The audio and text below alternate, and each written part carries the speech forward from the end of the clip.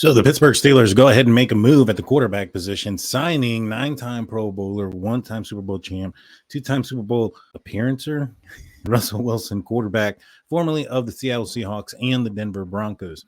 The Steelers are signing him to a 1.2 minimum vet deal, basically because the Denver Broncos still owe him $39 million. And so Steelers signed him for the vet minimum. Broncos owe the rest of the tab. But now that we know who's the potential future starter for the Pittsburgh Steelers, and I think that odds of him being the starter is more than likely, in my opinion. I don't foresee him signing with the Pittsburgh Steelers without the notion that it is his job to lose for various reasons. Make sure you hit that like and subscribe button because I'm going to be going over what those reasons are in another video a little bit later on this week. I'm also going to break down some more tape of Russell Wilson. I picked out 3 games. I chose the Kansas City Chiefs because they're on the schedule, as well as the Cleveland Browns, obviously, and the Buffalo Bills because the Steelers played them in postseason. And although the Buffalo Bills don't play the Pittsburgh Steelers this upcoming year in the regular season, they did play them last year in the postseason. And if the Pittsburgh Steelers are wanting to go where they intend to go, then perhaps the Buffalo Bills are a team that they could see. So without further ado, let's break this down. The Denver Broncos ended up winning this game 24-9, a game where Patrick Mahomes threw for a couple of interceptions. There was a lot of turnovers by the Kansas City Chiefs, and the Denver Broncos took advantage of those type of situations. I did notice throughout this game that Russell Wilson wasn't put in a position where they were letting him decide where the ball was going to go. There was a lot of running plays, a lot of designed screen plays, a lot of plays designed to go into one area. Game Russell was 12-19 for only 114 yards, but had 3 touchdowns. He was sacked 6 times. Now let's go over what he can bring to the Pittsburgh Steelers. There's some good stuff here, and there's some bad stuff, obviously. Also, I will say that I know that he has this stigma of not throwing over the middle of the field. I didn't really see a lot of targets for him to throw over the middle of the field. And on this play, it's very similar to the play that Matt Canada used to get castrated for, running go routes within the red zone. Well, this is Sean Payton. He's running 3 go routes, 2 underneath routes. You have a single safety over the top.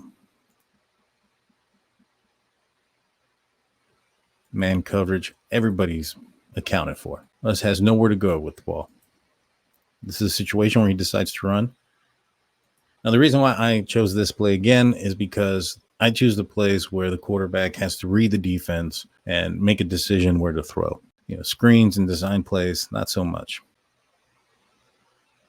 Nobody open. He decided to run with the ball. Still mobile at his age.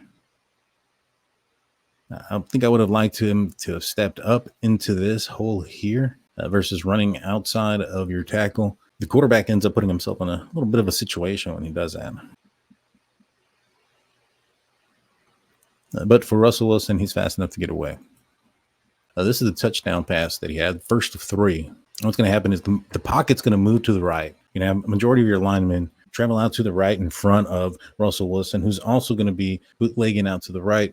Jerry Jeudy and Cam Sutton are at the top of the screen, running 2 routes that are going towards the sideline. On the back end, you're going to have the running back run out and the tackle get out there in space just in case it doesn't work out here. Russell Wilson can throw it back across. He makes the right decision.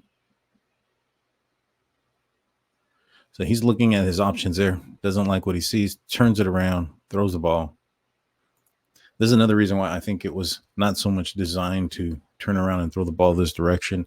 You only have 1 blocker with 3 defenders in the area. In my opinion, this is a sign that this was the second option on this play. Here's the view from the top.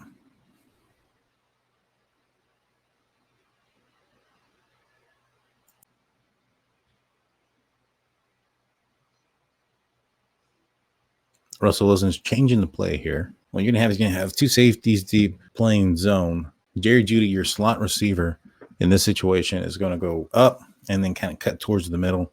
Russell Wilson's just going to give him an opportunity. Yes, Jerry Jeudy gets in position and in front of the safety to jump up and get the ball. But Russell saw the one-on-one. He liked what his receiver could do, and he gave his receiver an opportunity down the field. This was something that we weren't seeing much last year until Mason Rudolph came into the game.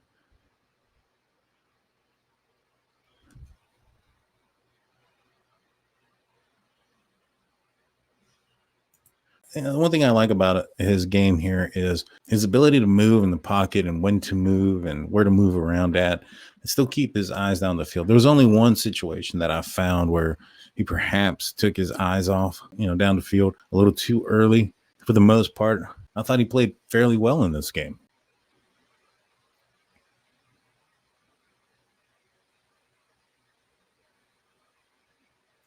Now, this is going to be your touchdown. You're going to have a single safety at the top. You're going to have man coverage. You're going to have crossers going across the middle. Then you're going to have Jordan Humphrey kind of go up and then back towards the middle, holding the safety, allowing Jerry Jeudy, who's the route in yellow, to get wide open.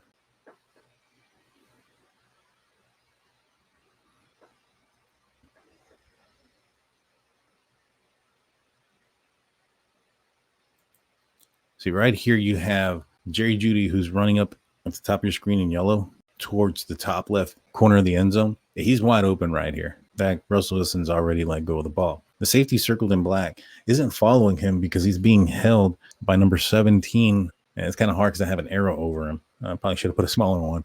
Jordan Humphrey is running straight towards him. And this is why this play works. Son is also open, running to the opposite pylon towards the bottom of your screen. Beautiful position of the ball, very accurate.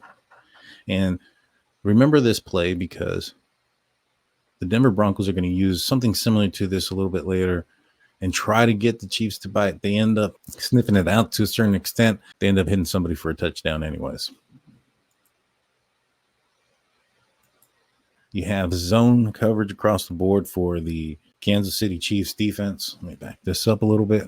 You have zone defense for the Kansas City Chiefs all the way across the board. The Denver Broncos are going to be doing a little bit of a flood concept to the bottom of your screen. That's going to be the first initial look. At the top of your screen, you're going to have a zone beater concept where you're going to have Sutton running about a 10 yards and in. It's going to come wide open. Russ is going to see a little bit of pressure in his face. He takes his eyes off the field a little bit too soon. He had an opportunity to make this throw, and it would have gone for great yards. But at the end of the day, it doesn't matter what quarterback you get. They're going to make mistakes. They're not going to be perfect. This is probably the most egregious non-decision that he made that day, and it wasn't that bad of one.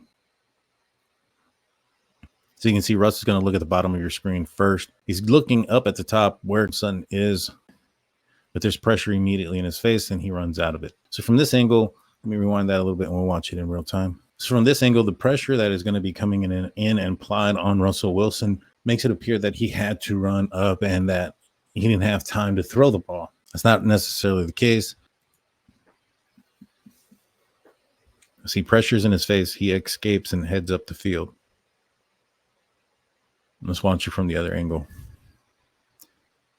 So there is pressure in his face right here. But right here, he doesn't have to move up anymore. He just had to kind of position himself a little bit to the left. He could have repositioned himself, made the throw down the field, easily gotten the first down. But instead, he tucks it and runs. Again, nobody's perfect. You can't expect anybody to come in and just be 100% on every single play. That's not realistic. All right, this is going to be the last play that we look at. Remember that play earlier I told you guys to remember?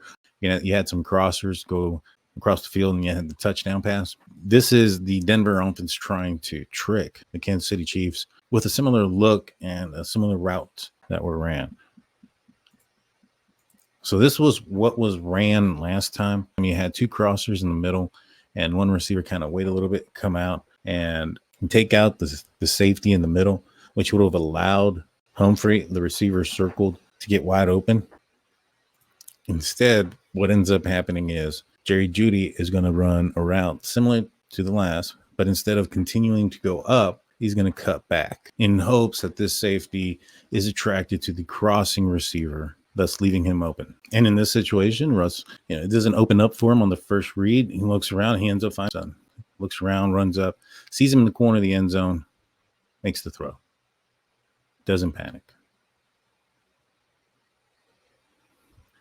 I like his presence in the pocket right there. Let's rewind that a little bit. This is a part of the game that really does excite me when it comes to Russell Wilson.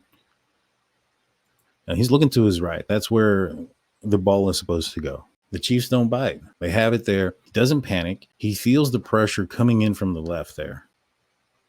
He moves up and around, keeps his eyes down the field, and is able to find Sutton in the corner of the end zone. That type of play does excite me. As far as the negative stuff, it's hard to tell. A lot of the plays that I saw in there were highly scripted. They really took the ball out of his hands. I mean, his stats are an indication of that. We do know that he ended up having 26 touchdowns on the year to only 8 interceptions. He had 3 touchdowns in this game. So he was still very effective when needed, especially in the red zone. Could be what is really attracting the Pittsburgh Steelers to him. It's a 1-year deal. It's a 1-year prove-it deal, which is one of the reasons why I say that this is his job to lose. Mainly, why would he sign on a 1-year prove-it deal if he wasn't guaranteed the opportunity to prove it? I think it would be in his best interest if he wasn't given a starting guarantee to not sign with a team and wait for a team that has a quarterback that goes down. I mean, look at last year at how many quarterbacks went down. In AFC North, there was only one quarterback that started the season, that finished the season, who wasn't